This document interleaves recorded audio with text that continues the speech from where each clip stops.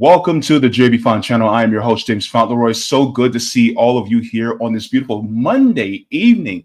Today is June 16th, 2025. Of course, I am your host, James Fauntleroy. Nice to have you all in here. I know this is not my typical day, but it's good to have you in. Welcome, welcome, welcome. If you guys have not already, go ahead and give a like to the stream.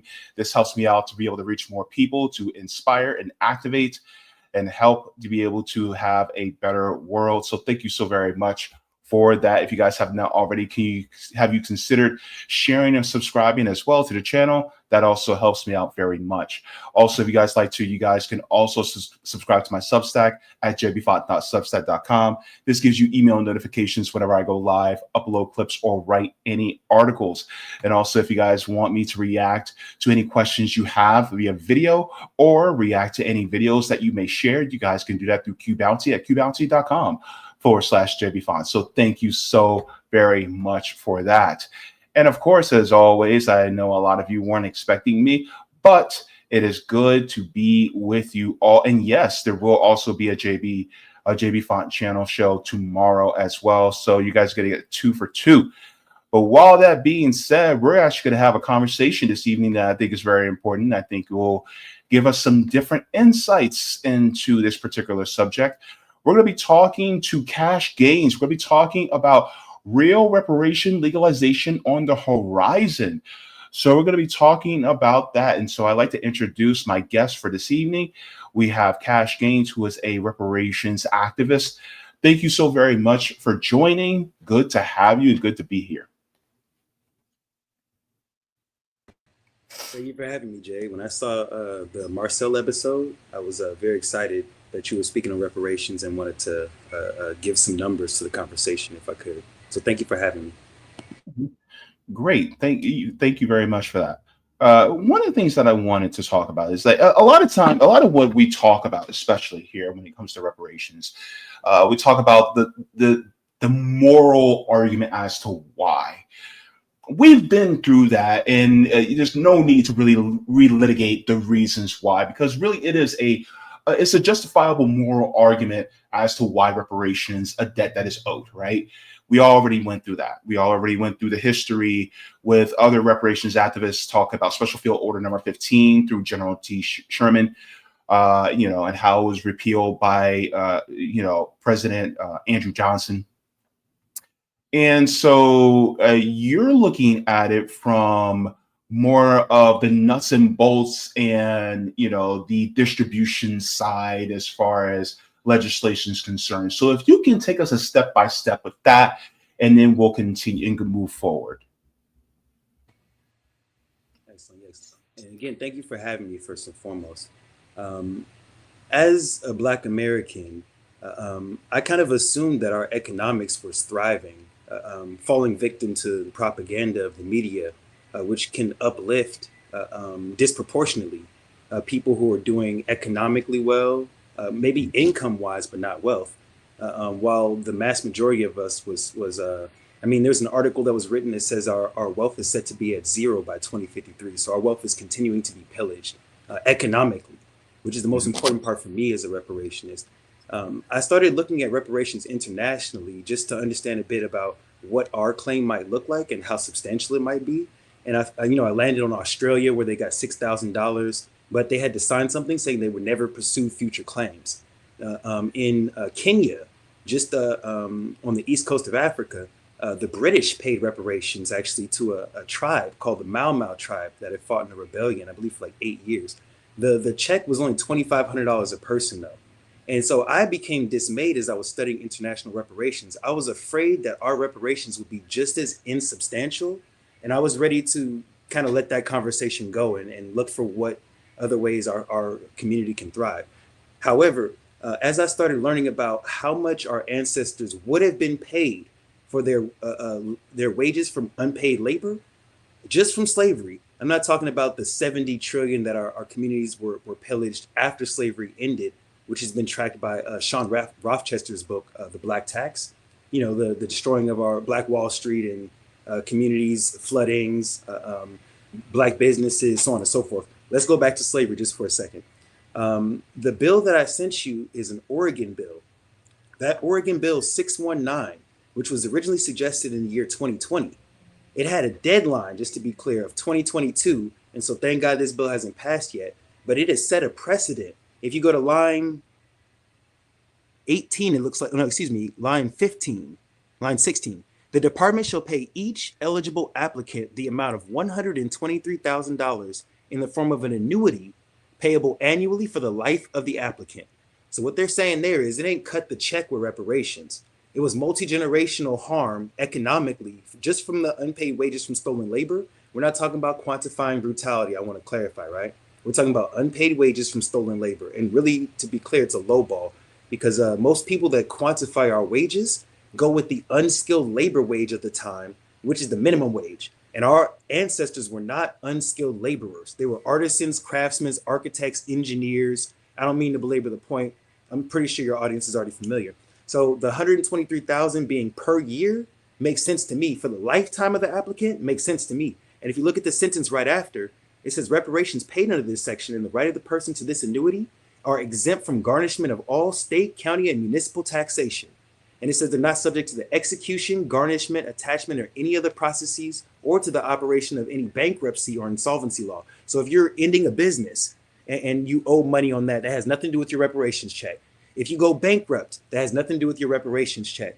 Your reparations should be tax exempt, and Oregon had set a precedent for making reparations tax exempt with that line there. And one more thing I just want to mention about Oregon before I can hear some feedback already is the 123,000, I believe, is a low ball. The fact that that bill is only 1 page long, I believe, is a red flag. We know in California, they had Bruce's Beach returned to a family after 100 years, and then they sold it for $20 million. This land was worth close to $100 million. So land is not even mentioned in this Oregon bill. That's a red flag. However, they have set a precedent for reparations being multi-generational payouts with this first bill. One more thing is San Francisco, to jump ahead a little bit, they had a demand letter that was 22 financial demands. They copy pasted as point number 22 that wording to make reparations tax exempt, but they also went further than just lifetime payments. They said that anyone who's considered low income at the time of the reparations payouts would receive 250 years of payouts tied to the area median income, meaning that as the income in Silicon Valley or wherever goes up, so would that check. It would not stay the same number forever. And 250 years means multi-generational. That means you're going to pass it down to your children's children, similar to how we had 246 years of unpaid wages from stolen labor with slavery. So I just wanted to shout out San Francisco since we had that breath. What do you think so far? And I can give you some other good news that have come out so far. So this, despite the surprise on my face, this really goes in line with, so I think it was James Farmer who said in 1963, and I have to go over that entire video again because he said it so succinctly. But he said, we were treated in a special way in a negative sense. And so to give us equity, you have to treat us specially in a special way in a positive sense in order to bring us back to even, right? And to do that would be about the life of this country. So it will be the bison, it will be 250 years next year on July, around July, really, since we've actually the creation of the United States, right? So therefore, that means that if it took us 250 years of having generational debt, that means you're going to need 250 years to get us back to where we're supposed to be before slavery, right? And of course, it's not before slavery because really we've been enslaved for 400 years, but that also would mean additional reparations from England as well, because they're also some of the perpetrators as well. But just at least from the United States, it would be 250 years, right? And so it's really a one for one. Okay, so you guys have displaced us and did this against us for 250 years. Okay, you have 250 years to give us back what we are owed. And so a lot of people, I'm just thinking about how many people this would help generationally, because, like, for instance, um, I think about my grandmother and how, because she was late on her taxes on her home, the home that we were supposed to inherit is now gone. If we had the generational wealth that was duly owed to our family, we wouldn't have lost that home. In fact, more of my family members would be able to own homes, right? Own homes, own land, so on and so forth. So it just goes to show, how big of an impact this really was. And one of my comrades in here, Roger, we talk about reparations all the time. He said, "Yo, that was my idea. Reparations, $2,000 a week for 250 years, adjusted for inflation, tax exempt." So, of course, Roger Meadows is also really big on reparations as well. But I have a hard time poking holes in that idea. I have a hard time. It's like it sounds pretty sewn up pretty tight. So I would need more time to be able to mold it over, but I'm having doubts that I'd be able to poke holes in that. Well, check this out. In in California, I'm sorry, one second. I was going to mention. Okay, so I mentioned Oregon's bill. Uh, um, yeah, in California with San Francisco, that 250 years of payments tied to the area median income, they said that the number would start at 97,000. So that is very close to what Roger was saying. He said 2,000 a week for 2,000 a week, which would be 8,000 a month, which is 96,000 a year. Yeah, it's very, very close to what he's saying. He might have been a part of the San Francisco task force, or maybe they heard his idea. So shout out to him. I definitely agree with you. Actually, he's in New York. And just to add context, um, in yeah, I keep losing my train. Okay, so let's talk about albino then. Or I was going to mention Holocaust survivors. Um, they receive lifetime payments. They receive 1,500 a month, and sometimes it's not just a single check; it's a check for their deceased guardian or relative who still would have been alive to receive their check. So some people are receiving multiple checks. That might be a precedent that we'd like to set with reparations as well. I've always said that George Floyd should still be here to get his check, and when it hits, that his daughter should receive hers and his. So yeah, Holocaust survivors. I just wanted to mention that, and that they receive checks, and not to compare the atrocities, but you did make the point about how long our harm was, and the fact that we're still standing in the nation that did it, and can hold them culpable, according to the First Amendment to the Constitution. For anyone who is a constitutionalist, it says we have a right to freedom of speech, press, assembly, religion, and you have a right to petition your government for a redress of grievances. All right. Let's get to another part of Oregon, because it's so crazy that we can just stay looking at the one state, and there's only 77,000 Black Americans there, and it might be less because we don't really understand disaggregation. Like there might be recent migrants who check the boxes, Black such. So it might be less than 77,000. But there was a historic Black community called Albina. Albina was split down the middle, like many of our communities were historically. When they built the interstate through it, it was I-5 in this case. Albina now has a settlement because 26 descendants who were displaced in Albina sued the city of Portland, an organization called Prosper Portland, and I think a medical center. They were all listed in a federal lawsuit. The city of Portland stepped in to settle out that lawsuit. The demand was $2 million. The city of Portland upped it to $8 million. It's 8.5 now. And that means $327,000 per person in that case. And that's not it. They get perpetual seats.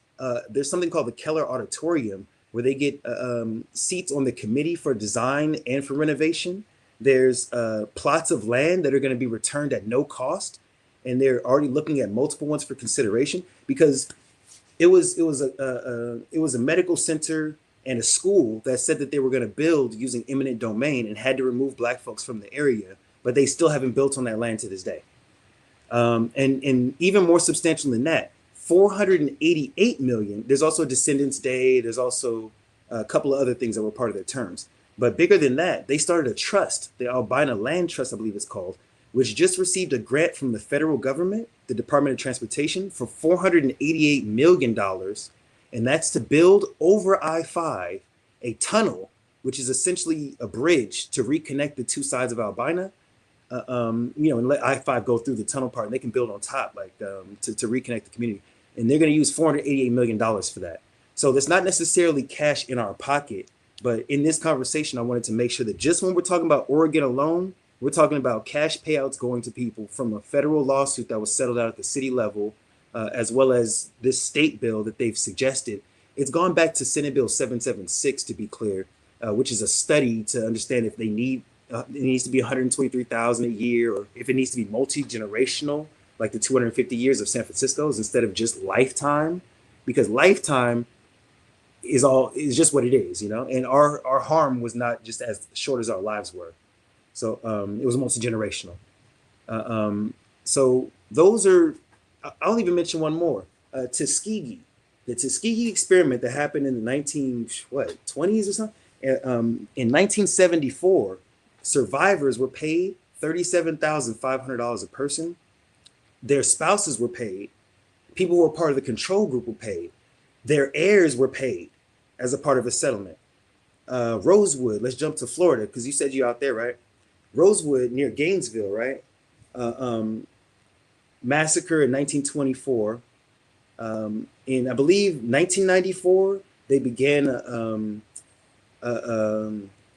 researching what reparations could look like in Florida. And then by, I believe it was 2014, standing survivors, which there was 11 of them, were paid $150,000 per standing survivor, and any of their descendants get to go to college at Gainesville College for $5,000 to $7,000 a year for 4 years. Not necessarily as much as I would like to see it be, you know what I'm saying? But that was cash payouts that happened within my lifetime as I'm standing here now.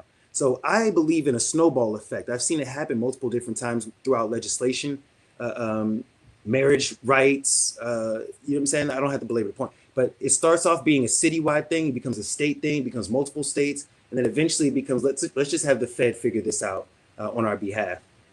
And I'll even mention one last thing. To those who understand that Ronald Reagan, a Republican president, paid cash payouts to the Japanese who were interned, not all Japanese or Asian American, anything. It was specifically those who were harmed that could prove it. The Japanese had a commission just for 1 year, and they held private industries accountable and talked about how they were forced to do labor for those private corporations. And those private corporations asked for the government to bail out the cost on their behalf.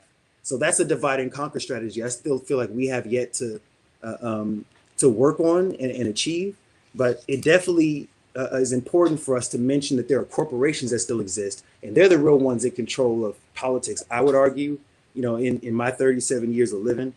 But yeah, so those are some different numbers I just wanted to throw out to your audience if they hadn't heard about this good news. I have plenty more. Evanston, Rondo with $110,000 for housing. Evanston's direct cash payments of $25,000. But I'll mention that in a second, because I wanted to mention how we could fund our reparations, because now that seems to be the bigger contention instead of how much it's going to be. Okay. So you say you're 37? Yes, I'm born 1988. Good black, don't crack. So let me share this, because this actually goes in line with what you said. This is actually part of the question. Thomas says, what are your thoughts on suing the corporations who have a history of oppressing and exploiting the black community? Corporations and billionaires sit on 22 trillion in assets, maybe one way to get reparations. And I also want to add to that, as companies like Aetna and Wells Fargo and many of these companies who are also big banks and insurance companies that insured us as property, that money shouldn't go to the slaveholders or their descendants, but it should be going to us. So I just want you to expand on that just a little bit. Well, to keep it on topic with the your mention of legislation as well, there was a bill suggested in Washington D.C., the District of Columbia, right? It's B 250152. This bill has three different points for reparations instead of just the one I normally see, which is create a 9-member task force that'll study for 1 year or 2 years. So in Washington D.C.'s case, they were going to create a 9-member task force. They were going to create a reparations fund that was already going to start getting allocations into it, so that after their 2-year study, they would have cash for the payouts. And then they wanted to create a slave era database that was going to track using the National Archives, which is right there in DC, which corporations that still exist, including insurance companies, banking, and there was one other one in securities, what I think is stocks and stuff, insurance, banking, and securities. They were going to hold all of them accountable with a slave era database. So that to me was looking at not just corporations, but industries that were a part of our harm. Not just one company, but all of them that still are benefiting. You know what I'm saying? Banking, you know what I'm saying? Not the bank, you know what I'm saying? Not just Wells Fargo. But so shout out to Washington, D.C. for that. I do want to mention a critique, though. Their fund said it was going to have two different ways to generate cash payouts. They were going to have 0.5% of the DMV fees of Washington, D.C. and 0.5% of the sales tax. It's 1.5 billion they generated in sales tax last year. So that's like 600 million or something like that. 60 million or something like that. But the DMV fees, we need to watch out for stuff like that, because if you look it up, DMV fees are disproportionately levied against Black Americans in Washington, D.C. So and sometimes they hit you with 3 and 4 citations per stop. So they would be taxing us to pay our reparations. So we got to watch out for that. And that's where I'm saying the more important conversation ain't just how much it's going to be. And it is about which corporations need to be held accountable. But to me, it's also about how are we going to generate these funds? Because as the comment said, there are corporations with 22 trillion. We could jump over the politicians and go straight towards where the real bag is, right? That's who robbed us. The politicians are the middlemen that write legislation in order to hold them accountable or apologize or whatever. So let's mention some of these funding sources. I think one was said in the chat already. Wall Street was built on slave profits. Boom. In the state of New York, they just had a 12-month reparations study commission with $5 million allocated to them that they couldn't use on salaries. Multiple different people came to those task force hearings, including an OG that came to the Buffalo one, because they jumped around New York State. I'm here in New York, by the way. And the OG who was at the Buffalo one, he said our reparations shouldn't just come out of nowhere. It should come from the lottery. The lottery tax, if you win the lottery in New York State, they take 37% in taxes. And then federally, I think it's 12% or something. So 45% of your money's gone off rip. We argue since Black Americans invented the lottery, because it was called playing the numbers back then, right? That a portion of the lottery tax, let's call it 45% of the 45 that they take from everybody. We want 45% of that. 45% of that would generate $1.6 billion from that. I believe it was 3.2 that they generated in lottery taxes in New York State last year. In some states, we have to look at if that's going to be the solution, because some of them don't have a lottery tax. Some of them don't have a lottery. I don't know, it's all over the place.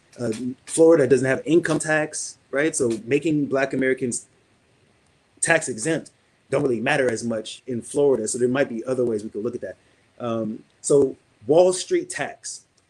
Clyburn, we all know that name. He suggested a federal bill to tax Wall Street speculation. Every time they trade stocks between each other, there would be a point, I think he said 1/10 of 1%. So it's 0.01% tax, excise tax.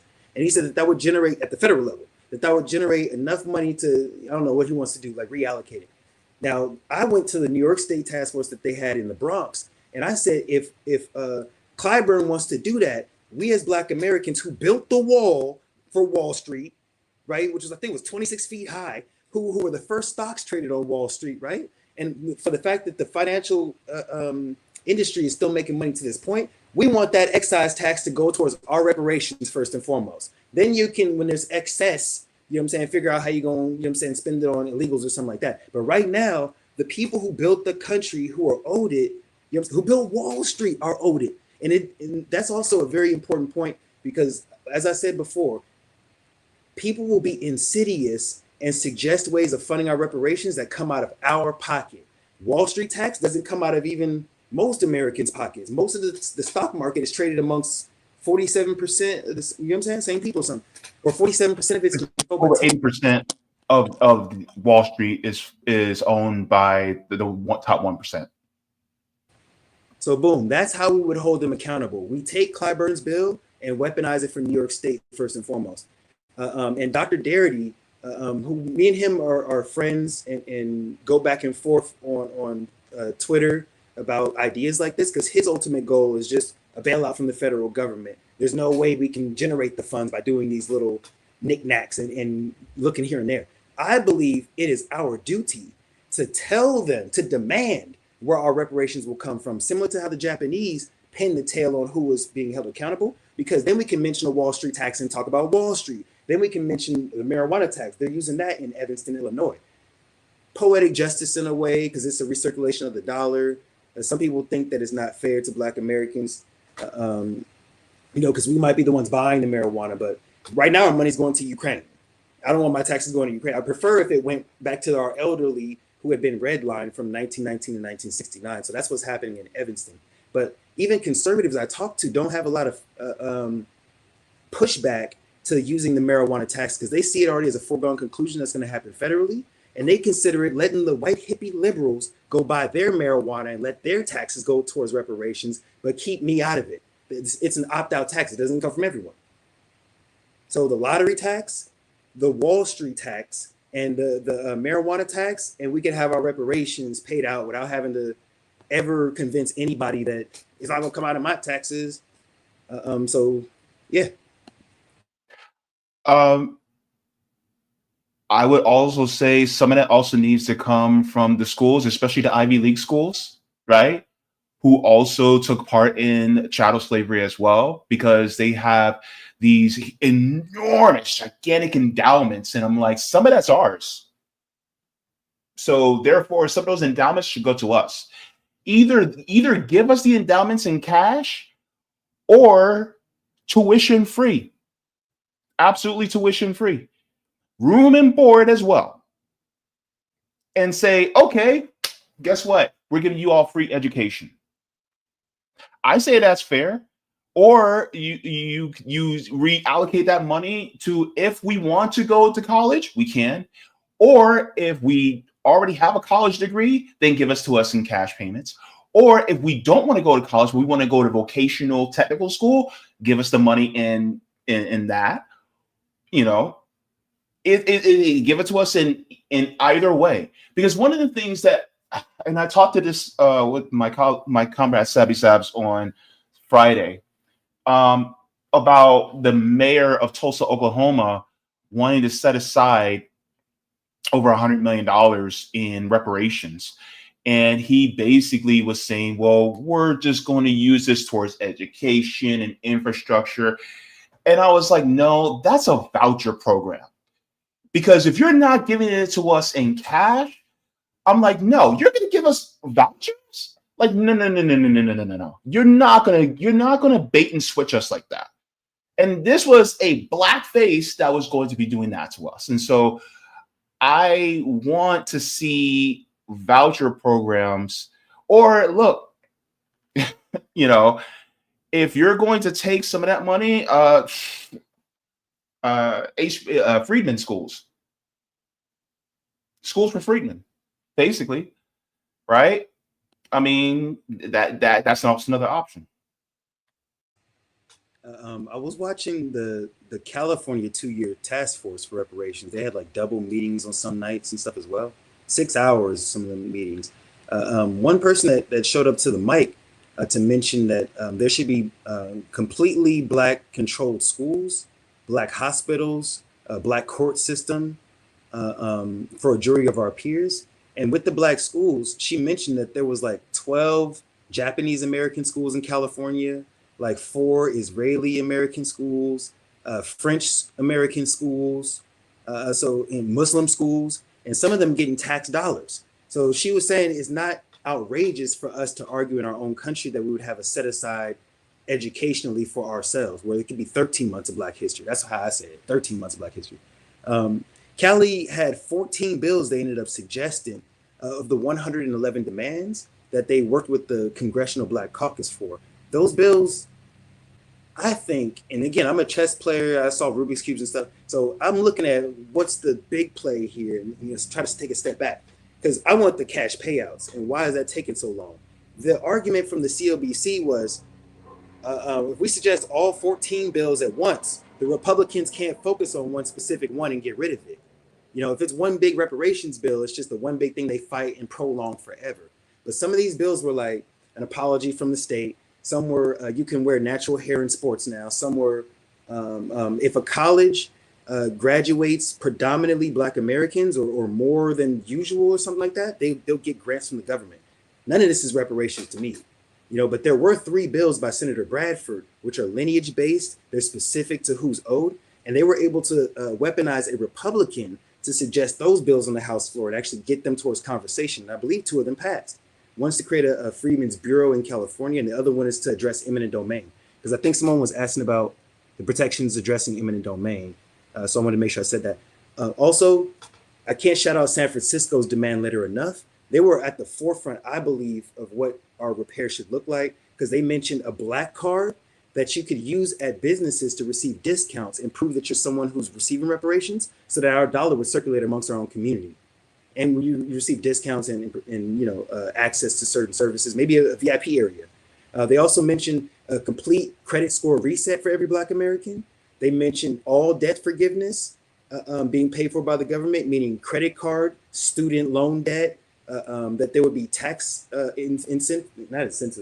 tax credits for property tax, business tax, covered. They also mentioned financial literacy courses. They should do check, cash, and place cover too.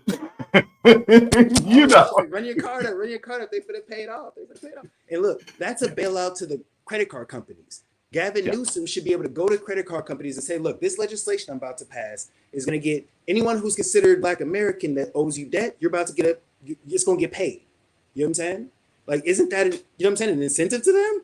Like, people say we're going to go out and buy Versace with our reparations. I'm waiting for the reparations commercial from Versace saying pay those Negroes their money because it affects their bottom line. You know what I'm saying? So, yeah, one last thing I want to mention is in Wisconsin, I have no other reason to mention in this state except for this. Their governor was able to, because of a veto, he was able to place a number with multiple decimal points to say for the next 400 years, their budget is going to increase every year for their public education spending for the next 400 years. So when we say 250 years, 400 years, it shouldn't sound crazy to people because legislation like that happens, at least within our lifetime. It has happened. So the precedent has been set.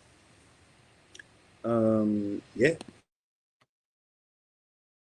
Oh yeah, I mean, 400 years. That's about a good 5 generations, maybe 4 or 5 generations, give or take. You know, giving a person's full life to about 80 years or so. It goes to show that the proof is already there. It just really takes the political will. And not even here's the thing. A lot of people who make the argument against reparations, they always come at it from a selfish standpoint. Like, you guys are going to take from me. But didn't slaveholders make the same argument back in the day? And so my question is, it's like, and also the money that was given to slaveholders was the reparation that should have been paid to us. So shouldn't we get that money back in the first place?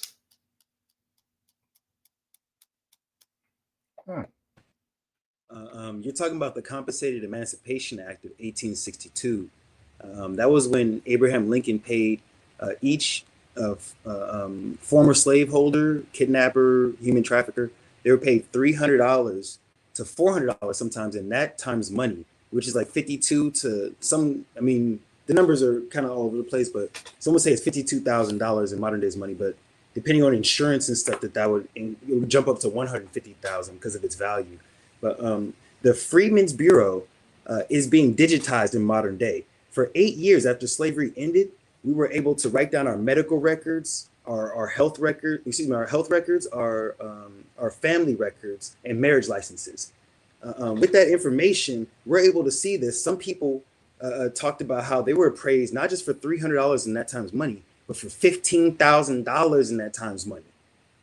Some people were worth that much because of what they maybe generated as far as inventions, you know what I'm saying, or as far as I don't know, I mean, to be considered that valuable. And let's talk about this $300 for a second. To anyone who ever tries to say that white folks fought to free us from slavery, I often mention that this, and I got this from Dr. Darity's book, Chapter 5. During the Civil War, first of all, white folks of the North were forced to fight in the Civil War. The draft was created to force them to fight in the Civil War. So they were so quick to free us from slavery, they had to be forced. Did you know that you could exclude yourself from the draft if you had $300 in that time's money, which is consequently how much it would cost to own a slave? So if you had enough money to buy a slave, you pretty much could say, I'm not going. They were called 300 men. By the way, there were draft riots in the streets where white folks were so upset that they were forced to fight in this war that they attacked black folks at random. Abraham Lincoln had to sign an executive order reminding the Northern soldiers not to enforce the Fugitive Slave Act. So they were still enslaving people as Northern soldiers. And one last thing is, they bounty jumped. They would falsely sign up multiple times in multiple cities in order to receive the sign-up bonus. So they boasted the numbers of the North. So we don't really know how many of them fought on our side.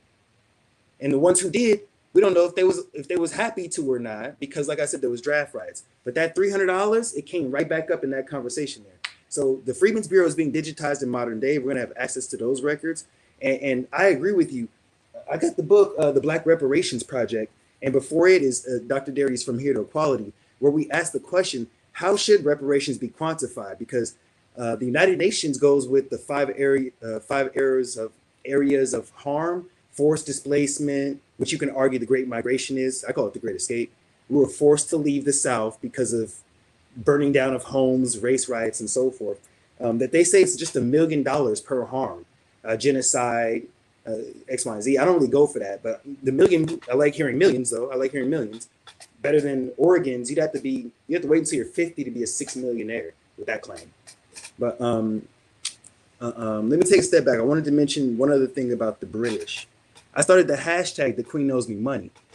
And that's because it was brought to my attention that there was something signed called the Funding Act of 1790.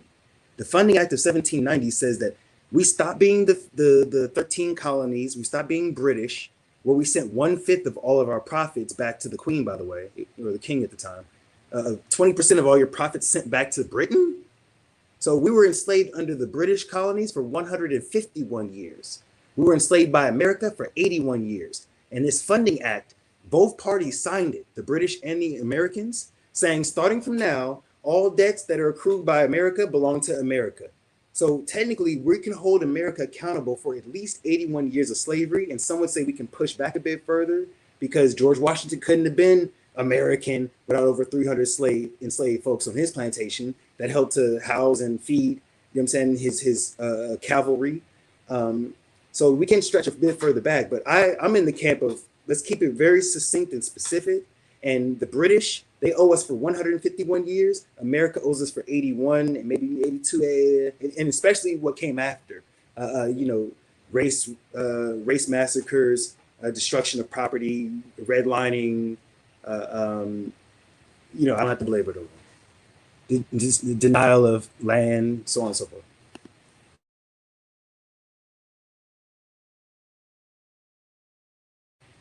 I still got you muted. My apologies. But just to add to your point regarding Abraham Lincoln, I've been reading this and discussing this book on my channel, Presidential Black America and the Presidents by Margaret Kimberly. She's been on this channel before. And on her part about Abraham Lincoln was also no friend to Black Americans either. In fact, he wanted to ship us off to Panama as well, just like what the British did with the Jewish people in creating the state of Israel. And so instead of actually giving us what was owed, when it came to the Civil War, exactly what you said regarding the Northern soldiers, they were actually forced to fight in the war. They were drafted to fight in the war. They actually didn't want to come and help us and free us. There may have been a small amount of abolitionists that were, vehemently against slavery and wanted to help free the slaves, but it was minimal at best. You had abolitionists like Ulysses S. Grant's father was an abolitionist. And because Ulysses Grant decided to marry into a slaveholding family, his father basically disowned him. But they were, far few in between. So it goes to show that just because, it's the right thing doesn't mean it's popular. Ending chattel slavery was unpopular at the time of the Civil War. So even if giving reparations to freedmen is unpopular, it's still the right thing to do, even if people think it's unpopular. Look at what happened in the civil rights movement. Didn't Dr. Martin Luther King Jr. die with a 75% disapproval rating? Oh, over three quarters of the entire nation disapproved of him, and yet everybody wants to praise him now.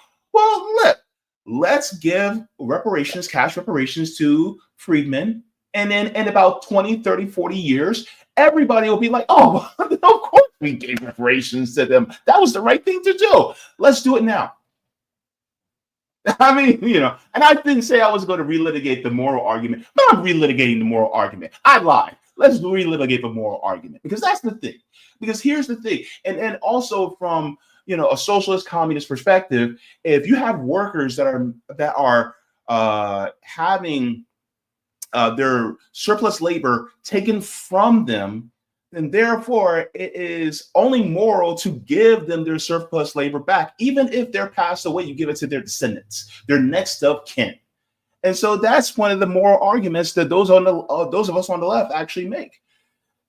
Just give the next of kin what's owed to them. So yeah. I have it says in the Bible, Proverbs 14:9, fools mock at reparations, but among the upright there is favor. It also says in the Bible that the sweat should not dry from the back of a day worker before they're paid their wage. The sweat shouldn't dry off their backs before they're paid. Right? Dr. Darity mentions that in the year 2000, polls were done on white folks asking if they support cash reparations, and it was only 10%. By the year 2020, it's gone up to 30%. And I don't know how much we need for it to be a critical mass. That's why I'm more interested in, like I said earlier, a divide and conquer approach. I kind of consider the Civil War to have been a divide and conquer as well, that we just kind of came in to clean up what was left over. So let me just mention why it's good for America, because I feel like that kind of makes sense to both sides. Citigroup, which is a group of white bankers, they control 130, let's not say control, they govern, they suggest ways to increase the 130 billion in assets that they are governing. And they wrote an article that said just from the year 2000 to the year 2020, America has lost $16 trillion due to racism against Black Americans. And one of the bullet points I like to bring up often is that they said $280 billion has been lost from America's GDP due to racist housing appraisals, meaning that when Black folks bought a home, all of a sudden it goes down in value. White folks leave the neighborhood and some call white flight, causing all the homes to go down in value, right? And then when a white dude comes into the house, when a Black person's trying to sell it, they say, I know this house is worth 500,000, but I'm gonna say it's worth 412. I'm gonna say it's worth 350,000. That is devaluing Americans in general when you do that to that home, and it's harming all Americans. Our GDP is based off of something called FIRE. It's financial, insurance, finances, banking, insurance, and real estate, RE. So if our real estate in the country goes down in value, all Americans' GDP goes down. So the flip side is what? If you reinvest in Black Americans, if you actually give them fair housing appraisals, it actually raises the GDP of America, and we all would be richer. And one last thing is, Forbes wrote an article. It says 21 ways that reparations can drive economic recovery and expansion. And it had ones I hadn't even thought of, where reparations will help all Americans and really the planet, because it mentions environmental racism, Cancer Alley, and that people are told that they should just sell their homes if it's in a bad redlined area. Sell it to who? Someone to die next?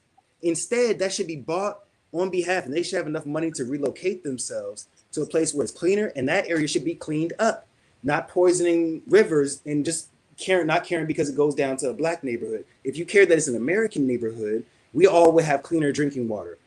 People in Flint, there's white folks in Flint being harmed because they let it be a predominant black area, and they didn't care about the piping, right? So now there's collateral from that. So the sooner we address the environmental racism, the sooner our environment is clean, and that helps all Americans, all humans.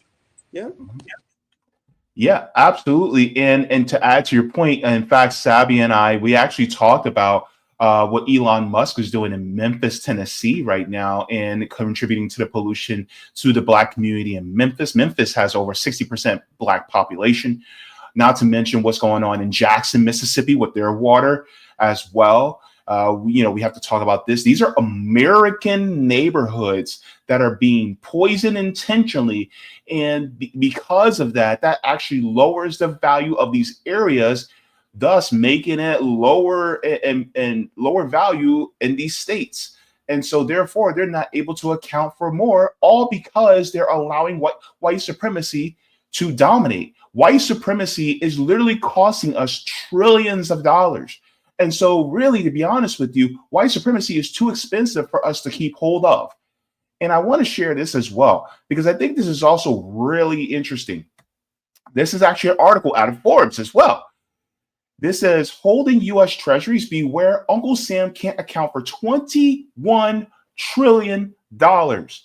It says in two prior columns, which can be assessed here and here, Mark Skidmore and I wrote about $21 trillion in federal government transactions in the Department of Defense and Housing and Urban Development that our government indicated were undocumented and unexplained.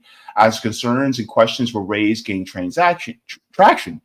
Investigative reporter Dave Lindorf dug into the issue, recently publishing an article exclusive to Pentagon's massive accounting fraud exposed in the nation.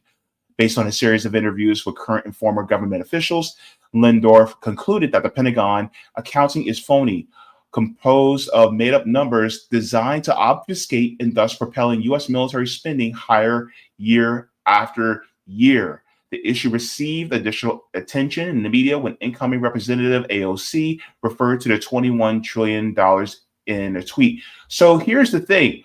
They can't account for all this money. And the fact is that Donald Trump even said that he wants to fund the Department of Defense for $1 trillion. That is money that could be going to freedmen instead for the debt that is owed.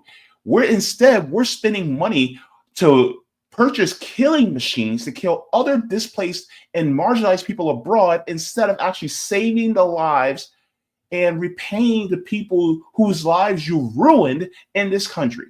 And it's absolutely asinine. The fact that we're embarking on a war with Iran right now, which is how much more money are we going to be spending, and how many Black Americans are going to be enlisting into the military in order to pay, or in order to have at least somewhat of a decent life. And now they're going to be going over to fight for Israel, to fight for a supremacist state, when instead they could be using that money to actually fund and actually help Americans that they've disenfranchised for 250 years. It's crazy. And really just, it goes to show that the priorities are out of whack within this system.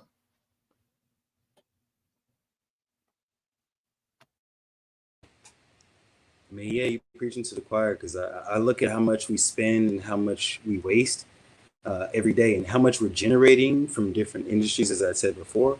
And these are industries that harmed us. So it's like a double negative, you know? And that's why I'm like trying to make sure that, like I said, I think we're coming towards the end, right?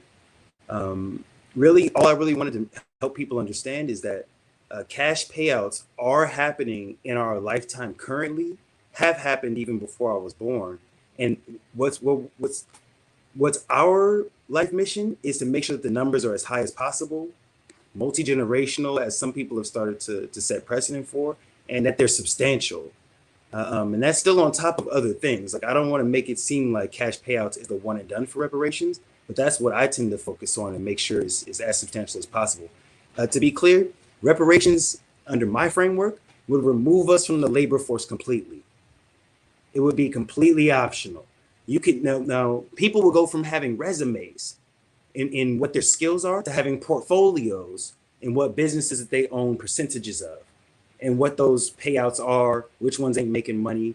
That's how I see reparations. And that's why I mentioned earlier that San Francisco had demanded financial literacy courses from beginner to advanced to remove our elderlies from the labor force and teach them about trust funds, last will and testaments, and life insurance, which a lot of people say facetiously, the sooner that Black Americans get life insurance, the less will be killed by police and really anyone in the street, because insurance companies will now be affected by their bottom line. Facetious how I feel about it, mentioning that. And yeah, I mentioned the Funding Act of 1790. Yeah, 21 trillion. Dang, man. I haven't really found a way to tie our modern conversation into getting out of wars and into our issues. But I remember Martin Luther King Jr. used to say, "Get out of Saigon and into Selma." I've also heard, and this is no jab at anyone, you know what I'm saying, in particular, but I've also heard conversations of reparations come up when people are talking about Israel owning Palestine. And I completely agree. You know what I'm saying? Shout out to Henry Rajab. You know what I'm saying? Like, there's a lot of bad situations that are going on over there. And to me, it's completely one-sided. But I feel like if we can get distracted by every war that happens and not focus on domestic affairs, we'll end up doing ourselves and our next generation a disservice. And especially with the internet, where distraction is a part of the drug, you know what I mean? So I don't want to consider what's happening in Palestine to be a distraction, but I'm saying, there's Rodney Hinton Jr., there's Carmelo Anthony, there's, you know what I'm saying, Sonia Massey, there's a lot of moving parts. But the main thing is the main thing, which is that we built this nation that we're owed, some would say untold amounts of wealth. I have a high number, but I didn't mention it in this conversation. Hopefully I can come back maybe for part 2 and we can talk about the word quadrillion. But I just want to make sure that we know how much we're worth, how much they've already started to pay out, and we stay on those and watch out for the ones happening in our respective states as it becomes a federal conversation, because that's what I see happening next. Yeah. I think it's important for us to, keep focus. I think, I try to focus on that as well as what's going on, because I feel like we can keep an eye on our own house, but then also care about what's going on out there too, which is what I try to do. And one of the things I want to share as well, and I'll be discussing this a little bit more in detail tomorrow, but one of my colleagues, Sabby Sav, she has her producer, Eric, he came up with these 11 demands for real democracy. And here are some of the demands he has, for, of course, fixing money in politics, things like that. But number 6 is really what I want to focus in on. It says racial and criminal justice reform, provide reparations for American descendants of slavery via a solution that treats them what they are, a debt owed, address brutal treatment of indigenous peoples with land back programs, other solutions, and mass incarceration, address the root cause of crime, poverty, cut police budgets, and reallocate resources to the community, demand unjustified shootings and unarmed individuals result in firing of police department officials in the chain of command, up to and including police chief, commissioner, and demand the resignation of the mayor, end the drug war, and enact 10 demands for justice. And so these is just some of the things that, is more of a overarching theme, but, making demands and then, having consequences for said demands, if they are not adhered to, which I think is very important. So I'm going to share that also with you in the private chat so you can have that as well. But I think this is also really good, be able to share for people when it comes to, making sure that we have a clear set of demands. And I think that the reparations activists are really spearheading that, example on really well. I also want to see, not just our group, but other groups also adopt that as well. And sort of, not only we have our liberation, but others also have their liberation as well. And then, as we work towards our liberation on, our different fronts, it works towards a collective liberation for all of us together. I will say that you are a bit more optimistic than me, and I'm a reparationist. You know what I'm saying? But that's why I mentioned the divide and conquer, just to reiterate and to be redundant. But I believe it's a bit more powerful to play the Crips versus the Bloods, so to speak, which is the Democrats and Republicans on each other. Like even what's going on with Wes Moore in Maryland, like the state Senate passed a reparations task force bill, right, to study, and Wes Moore vetoed it, said we don't need to study anymore, right? Now I win either way, because either Wes Moore is going to actually pass reparations legislation, and how do we mass send him this Oregon bill? Like if the cost of living in Oregon is set at a certain number, and that's 123,000, let's see what the cost of living versus Maryland is, and increase that figure and send that to him in mass text. It's one page. So to me, that's the type of time I'm on to get it done quickly. But the Democrats, and I think he's a Democrat too, but the Democrats are saying we can go back and override his veto and force it to be a 2-year study. So if they really want reparations to happen, they can go over his head. You know what I mean? But I think enough studying has been done, or at least that they can study while beginning payouts. And what they should study is how beneficial reparations payouts are. That's what they should study. Not what our harm has been, what brutality we've survived, what destructions, although those are substantial and important and consequential, that's a stalling tactic. And it's been used to just continue to traumatize us instead of get to what the bag is. And often they don't even speak about economic harms, more social and harms like that. So I thank you for having me on. Hopefully I didn't go over time or anything like that. And hopefully I was coherent, because numbers, I'm just a zeros and ones person when it comes to reparations. Anything else, I'm an artist. I love to dance and stuff. If people look at my Twitter page, it's me breakdancing. I spin on my head.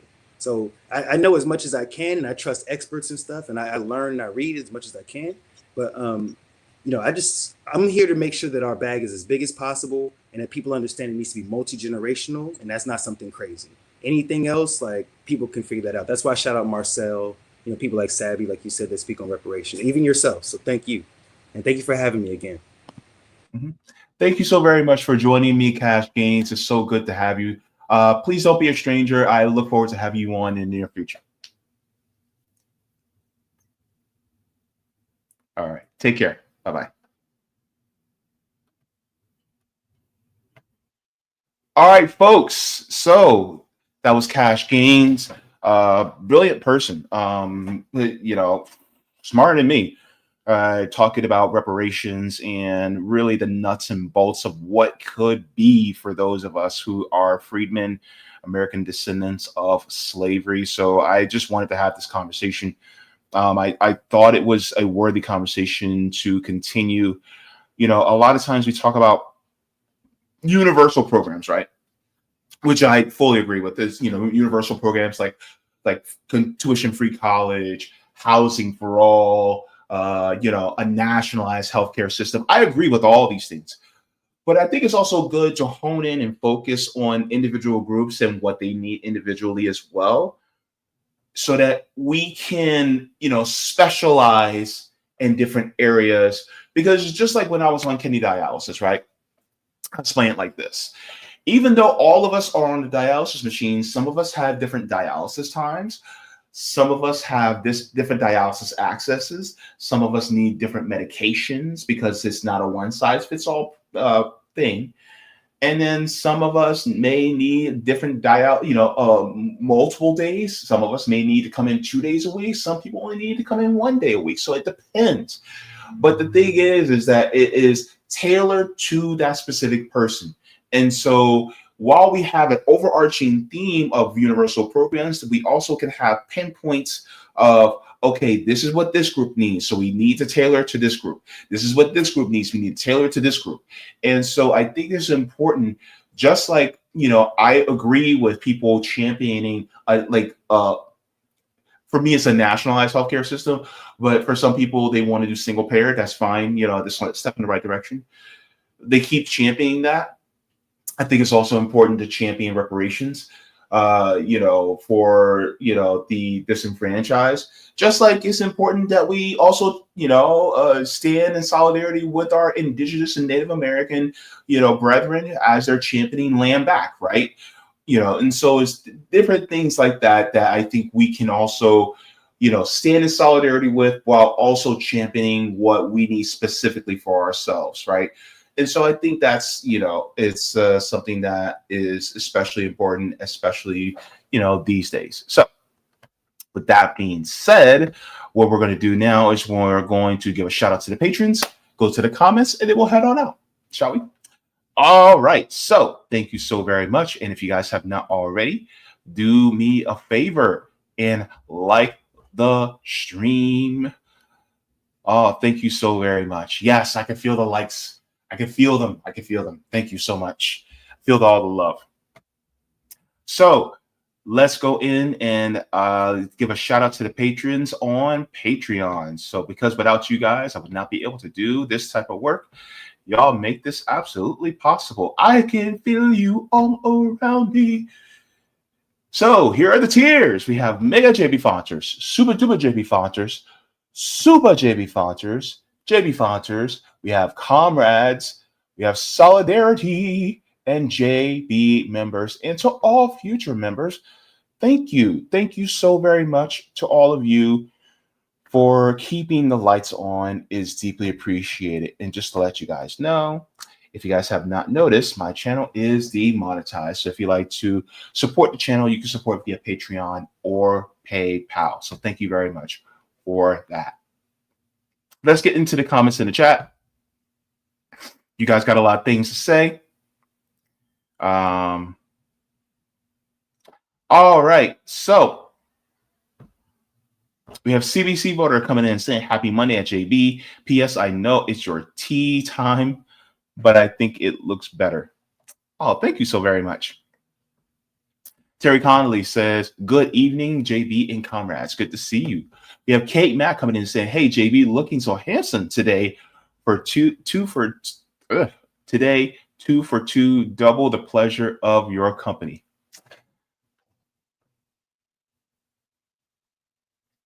Kate Mack's trying to butter me up like I'm a yeast roll fresh out the oven. I'm the shape of a yeast roll though, and I'm golden brown. You know what I'm saying? Roger Meadows says, okay, we already touched on this. This is a 2,000 weekly check would start the comment of birth. By the time you hit 18 years old, you can collect $1.8 million, then receive your weekly $2,000 for life. Thank you very much for that.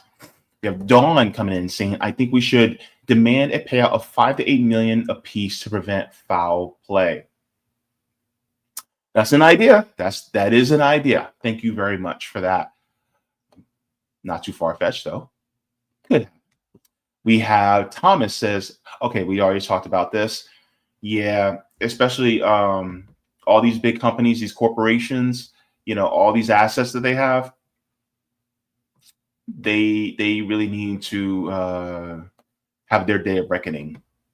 We have Gone says, I think we should get back pay from damages due to racism, colorism, redlining, zoning, and discrimination at minimum $1 million for that tax-free. Can we also talk about the medical experiments that happen to the incarcerated? Because, yeah, I think that also should go into effect as well. I think we should also talk about the medical experiments that were done, and as well as the medical experiments that were done to, enslave females when they were, experimenting on them without anesthesia. Apparently, the person who's the father of gynecology was experimenting on them in order to study the female body. I think there also special reparations should be owed to them as well. Roger Mail says Wall Street was built on slave profits. Absolutely, this is true. We would not have a Wall Street if it wasn't for chattel slavery. Roger says, you in New York, so you must know Divine Prince from Brooklyn. I connected Sabby to who had on her show a while back when he was Divine from Brooklyn. He said that Task Force was trash. Pan Emmy up the wazoo. you New Yorkers and your matter of speech.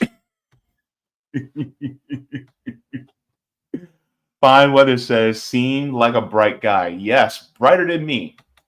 To be able to come up with those figures off the top of his head, teach me. My goodness. I need to start taking some medication, some supplements to help my brain be that fast and that quick. Let's see. Thomas says Black farmers lost 20 million acres of land via easements, eminent domain, fraud, and USDA racism. Imagine the generational wealth lost. A Black land back movement is warranted. Thank you very much for that, Thomas, Oklahoma. Yeah, the I think it was the Homestead Act that gave land to white farmers to settle the land going out west. They were given that money and that land in order to be able to do that. They were given the resources to be able to cultivate the land. Meanwhile, the thing is that they had to be taught how to cultivate the land, a lot of them. Meanwhile, our ancestors already knew how to cultivate the land because they've been doing it for generations. And so this goes back into what Kash was saying about being highly skilled. I mean, when it came to farming, our ancestors knew exactly what the hell they were doing. And so it's kind of sad because a lot of us have lost it. I think we should get back to that as well. There was this interesting thing that was happening a couple of years back. This was when I was still on Facebook. And I would see all these Black people getting into farming, getting into holistic medicine, more naturalist. It was beautiful. It was a gorgeous thing. I would see, Black people just, working the land, right? Teaching about like how to grow different types of blueberries, like, how to efficiently grow tomatoes, how to efficiently grow sweet potatoes, like all these different things. And it's like, can we get back to just at least knowing how to do this?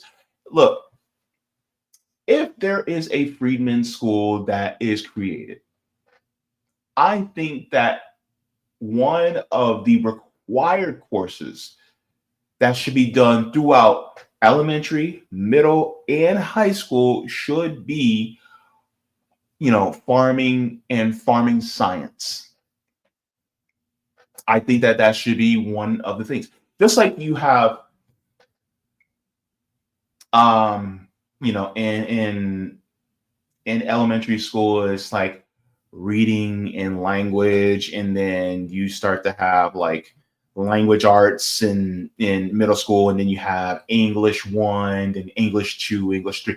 I think you should have farming, but it should encompass like every year of schooling, because that's literally your food, that's literally your medicine, that's literally how you cultivate the things that you need in your life. And so I think if we were to have a freedman school, I think that we should ultimately have, I think we should have farming as a required course. Like teaching kids from kindergarten all the way to 12th grade. And there should be farms right next to the schools for them to go out and actually learn hands-on how to do things. Even learning how to, learning things about chickens, pigs, cows, sheep, things like that. Like just at least learning. to how to till the land, how when it comes to raising different animals and cattle. Does that sound weird? I don't think it's weird. I think we all should learn how to do that on top of different basic skills like metal shop, wood shop. I think things like that. You know, I think also farming should go coincide with cooking, and it should be also required because I am one of those people who I'm like, I don't care what gender you are, you better learn how to cook. You better learn how to take care of yourself. You know what I'm saying? I think the grilling portion will be a real hit with the guys though, because we get to play with fire. And plus, grilled food just tastes so good. You know what I'm saying? Actually, I want some grilled chicken right now. I can go for some grilled chicken. All right. Eid says, I like your comparison to the inheritance you made, JB. Thank you so very much. So good to see you. Nice to have you in the chat, part of the Illinois Green Party. Jacqueline says, or the other way around, if a black person wants to buy a house valued at 300,000, the price gets bumped up to 500,000. Yeah, that's basically what it is. Yeah, that's how it happens. E says all we have to cut is rampant military spending, colonizing the world. If we cut the military spending, that could be a huge chunk. I honestly think that we can get to pay for reparations too. Eric says the government can create money at will. This goes into modern monetary theory. They just won't do it for reparations or other good things for the 99%. Of course they won't, because if they actually did that, then look, here's the thing. And I think I explained this to Savvy before. If they were to actually give us reparations, like let's say in a more better world that they gave us reparations, you know what this would do? So people would notice, okay, well, we're spending this money and generating more revenue in the economy, right? But outside of that, this would give the idea to all other groups. Well, if Black Americans were able to push their government into giving them reparations, and they did, what else could we push our government to do for the rest of us?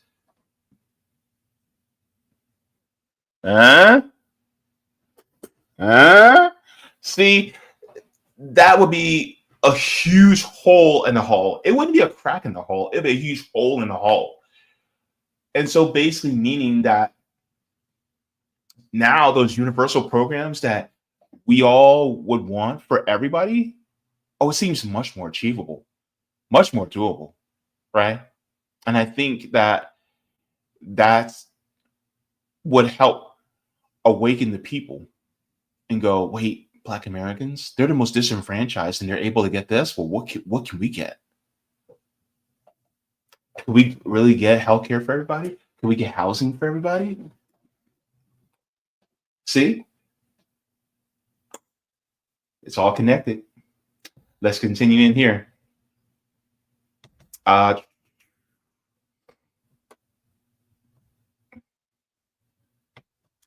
Thomas says every minority group can fight for their own respective justice claims and rights, as well as work together for common human rights goals. There's plenty of land and wealth in America for all that. I agree. Thank you very much for that. Let me see. And yes, this is true. Kate Mack says not everybody is college bound. Not everybody's made for college. Not everybody wants to go to college. And that's okay. You should still have your basic needs met. Healthcare, housing, food, the opportunity to further your education if you would like. You should not have to worry because you're a human being, right? We have the resources. Good to see you. Bryce Smith says, thanks, Kash. Thank you so very much for being in the chat, Bryce. Nice to see you. Roger, I will connect you on Twitter. That's how we connected. Fine Weather says, hey, freaky JB. Oh Lord, don't you get me started. Look, Look, it's starting to get into the late night hour. Don't want to see JB after dark. Trust me. Um, don't you can get me started, fine weather. All right. Sean Rocker says this was definitely well informative. Yes, thank you so very much. Good to see you. GP says small farms can be the future for many people. 40 acres and a mule, baby. Or it could be 40 acres in a pickup truck. I'm just saying. make mine an all electric one. Also, yes, Eric T. Red will be on the channel tomorrow at 3 p.m. Eastern Standard Time. So be sure to tune in. We're going to be talking about 11 demands a little bit more in detail tomorrow. So that's going to be a good one.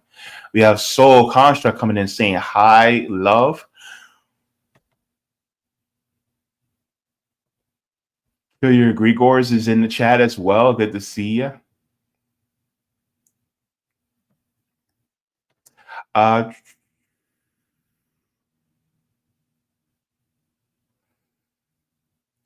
me see. And then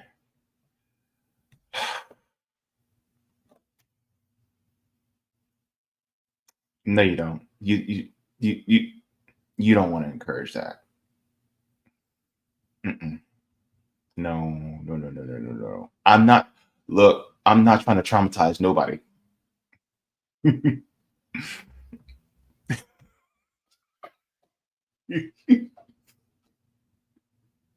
Roger said JB running around here looking like an Amish Negro.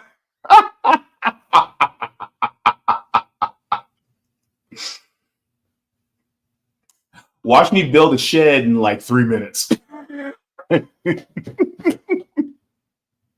I'll have a shed built in 3 minutes, and then in the last 30 seconds, I have an apple pie made from scratch. Oh man, you know them Amish, you know them baked goods and everything they make.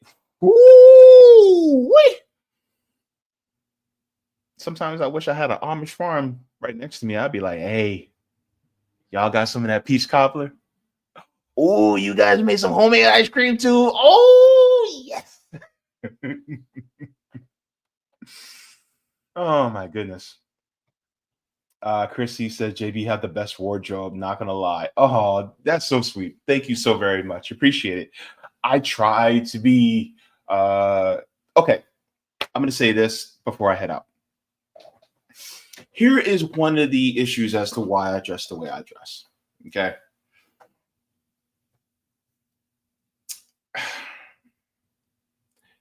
If I dressed in plain regular clothes, less people would tune in. Because of the system that we live in. People would see me and think I have less credibility. Now, if I were white, I can get away with just wearing maybe just a button-up shirt, nothing else.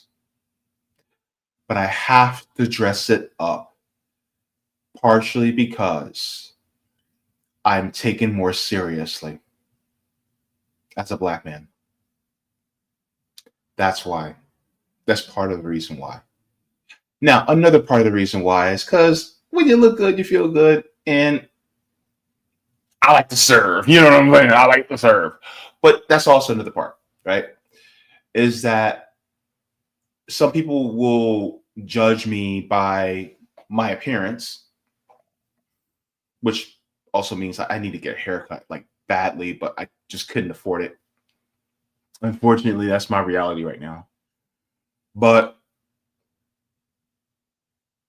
that is part of the system, is we're taken less seriously. And as far as those of us who are black and independent media, you see us less on the white channels because they just don't invite us. It's not that we're not making ourselves available. We do make ourselves available. They just don't have us on. They just don't want to have. Some of them just don't want to have us on. And this is, yes, some on the left. I'm gonna be real. Some on the left, because then we start talking about black issues. That's something that they just can't handle. If we start talking about black issues, well, they're afraid that they're going to chase away some of their audience because their audience is majority white. And they don't want to hear about that stuff. Even some on the left. And it's sad because it shouldn't be that way. And then on top of that, they don't talk about black issues anyway.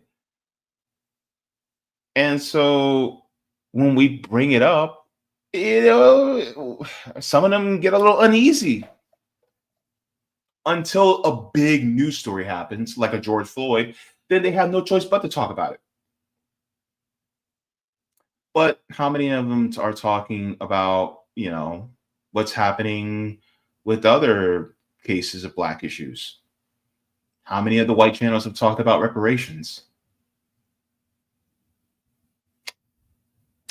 How many of them are constantly talking about criminal justice, about how we're treated? How many of them are talking about environmental racism on a frequent basis?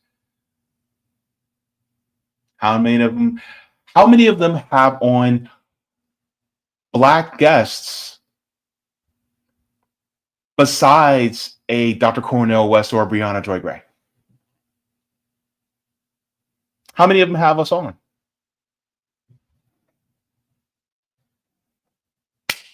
So, with that being said, this is why I have to package myself in a way I am so that more people will tune in, because otherwise they won't see me as credible, because that's just the way the brain is conditioned within white supremacy, unfortunately. But yeah.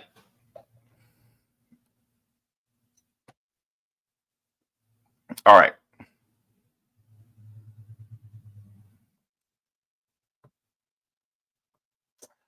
Let me head on out. Oh.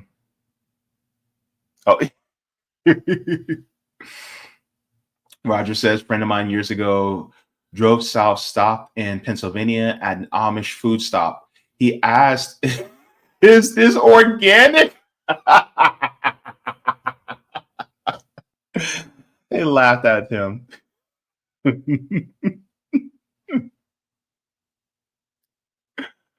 Oh my gosh. Is this organic? There's a bear shit in the woods? People. Oh Lord. Also, thank you so very much. Bryce says JB is a modern day James Baldwin. Whoa, don't give me all that. Look, I'm nowhere near that. Nowhere near James Baldwin. Nowhere near as intelligent. Nowhere near as eloquent. Nowhere near as prolific or prodigious as a James Baldwin. But it is a huge compliment that you would think so. I take it humbly, but I don't see myself anywhere at that level. I got a long way to go. I wish I was as close to James Baldwin, but I'm going to try. I can try. Thank you so very much for that. All right. So let me get on out of here. I gotta get going. I gotta eat. Plus I gotta go to bed early. I got a long day tomorrow. Anyway,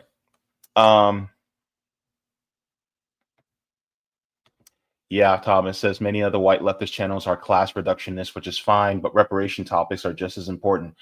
Reparations is actually tied to class. But because it's so tied to race, they're like, "Oh, that's identity politics. We don't want to risk it by angering our audience." But it's a class issue. Being Black American in this country is also a class. Anywho, let me go. Oh, Jacqueline, you're too sweet. You're a lot more eloquent and articulate than you give yourself credit for. I appreciate that. Thank you very much. All right, guys, thank you so very much for tuning in. Look, I'll see you guys tomorrow at 3 p.m. Eastern Standard Time with Eric T. Red, and we got a couple of other stories to talk about. Look, let me tell you something. Something's about to pop off, and Donald Trump is looking real stupid right now. We're going to talk about it. And yeah, so water your plants, water yourselves. Leave the world better than you found it. Smoke them if you got them. Drink them if you got them. If you ain't got them, then watch something funny because joy is revolutionary, or read because reading is fundamental. And eat a cookie. Eat either chocolate chip or oatmeal raisin. Roger, eat an oatmeal raisin, Roger. Roger, eat an oatmeal raisin. All right.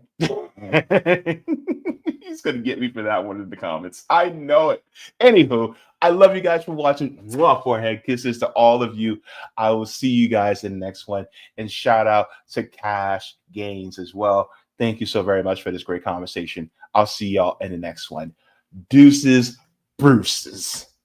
Thank you so very much for watching my channel. And I deeply appreciate it from the top and bottom of my heart. If you wish to support the channel further, so I can keep bringing you content that is educational and informative, you can become a patron on patreon.com/Jaybefaunt. You can find that link in the pinned comment or in the description below. No matter what you give, you'll be supporting independent media and education that helps make the world better. Thank you so much, and you can watch more of my content here. Mwah. Forehead kisses, and have a beautiful day.